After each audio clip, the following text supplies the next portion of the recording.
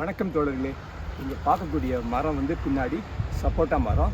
இந்த வீட்டில் வளரக்கூடிய மரம். இந்த மரம் வச்சு 5 வருஷம் ஆன பிறகு தான் காய்க்க தொடங்கியிருக்கு. சப்போட்டாவில் வந்து 2 ரகம் உண்டு பழத்தில். ஒன்று வந்து கிரிக்கெட் பால் ரகம்னு சொல்லுவாங்க, இன்னொரு ரகம் வந்து ஓவல் பால் பழம்னு சொல்லுவாங்க. இப்போ நீங்கள் பார்க்கக்கூடிய பழம் வந்து ஓவல் ரகம். ஓவல் வடிவத்தில் இந்த பழம் இருக்குது. இந்த ரவுண்ட் ஷேப்பில் இருக்கக்கூடியது கிரிக்கெட் பால். ஒரு சில பழங்களை பார்த்தீங்கன்னா அணில் இந்த பழத்தை கொஞ்சம் கடிச்சிருக்கோம். சப்போட்டாவில் என்னென்னா எந்த எக்காரணை கொண்டும் சப்போட்டா பழம் வந்து மரத்தில் பழுக்கவே பழுக்காது. நம்ம பறித்த பிறகு தான் அந்த சப்போட்டாவை நம்ம பழுக்க வைக்கணும். சப்போட்டா மரம் வந்து நன்றாக வறட்சியை தாங்கக்கூடிய மரம்.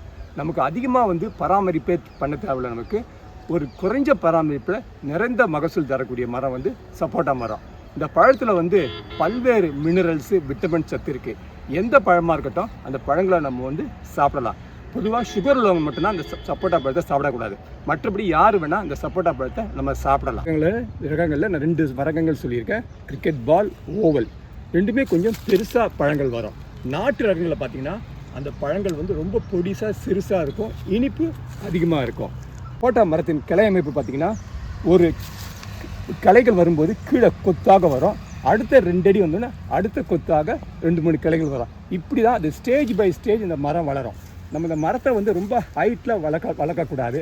இந்த சப்போட்டா மரத்தில் பார்த்திங்கன்னா கீழே நிறைய பக்கு கிளைகள் இருக்குது. மழை காலம் தொடங்கிறதுக்கு முன்னாடி பழங்களை பறித்து இந்த பக்கு கண்ணுகளை கடிச்சு விட்டிங்கன்னா அந்த மரம் வந்து அடுத்த வருஷம் நல்லா வளர்ந்து நிறைய பூக்கக்கூடிய வாய்ப்புகள் வந்து அதிகம். சப்போட்டா மரங்களில் வளரக்கூட பழங்களுக்கு வந்து பெரிய தொல்லை வந்து இது அணில் தொல்லை தான். பொதுவாக அந்த அணில்கள் வந்து இந்த பழத்தை டேமேஜ் பண்ணுறதுனால அந்த பழங்களுடைய தரம் வந்து குறைஞ்சி போயிடும். இந்த பழம் வந்து விளைஞ்ச பழம். பறிக்கும் போதே பார்த்திங்கன்னா இந்த பால் வரும். இந்த பால் கொஞ்சம் நேரத்தில் வந்தவுடனே நின்றோம். இது வந்து இதுலேயும் பார்த்திங்கன்னா 3 விதமான காய் இருக்குது. விளைஞ்ச காய், அரைக்காய், சின்ன காயாக இருக்குது. ஸோ இந்த விளைஞ்ச காயை நம்ம பறித்து எடுத்துக்கலாம். இது நன்கு விளைஞ்சக்கூடிய காய். இதை நம்ம பறித்து பழுக்க வைக்கலாம்.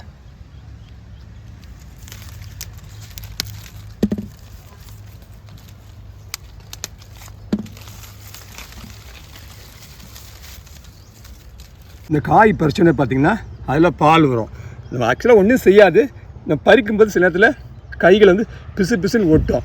அப்போ நம்ம க்ளவுஸோ ஏதாவது போட்டு பறிச்சிங்கன்னா அதை நம்ம தவிர்க்கலாம்.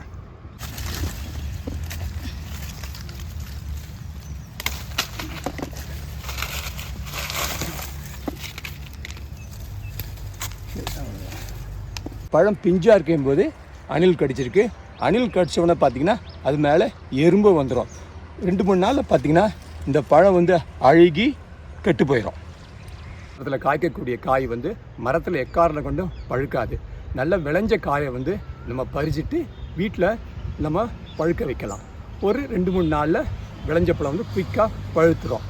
இது வந்து நல்ல இனிப்பு தரக்கூடிய பழம். சிறுவர்கள் முதல் பெரியவர்கள் வரை இந்த சப்போட்டா பழத்தை விரும்பி சாப்பிடலாம். சப்போட்டா மரங்கள் வந்து விவசாயிகளுக்கு லாபம் தரக்கூடிய மரம். முதல்ல வந்து அதற்கு நீர் தேவையில்லை, பராமரிப்பு அதிகம் தேவையில்லை. ஸோ நம்ம குறைஞ்ச செலவில் நிறைந்த மகசூல் வந்து பண்ணலாம். எந்த காட்டிலையும் வந்து சப்போட்டா வந்து எளிமையாக வளர்க்கலாம். வீட்டில் இடம் இல்லைன்னா நம்ம மாடி தோட்டத்தில் கூட ஒரு பெரிய பாலி கவரை வாங்கி இந்த சப்போட்டா மரங்களை வளர்த்து பழங்களை நம்ம சுவைக்கலாம். இல்லை அவ்வளோதான்.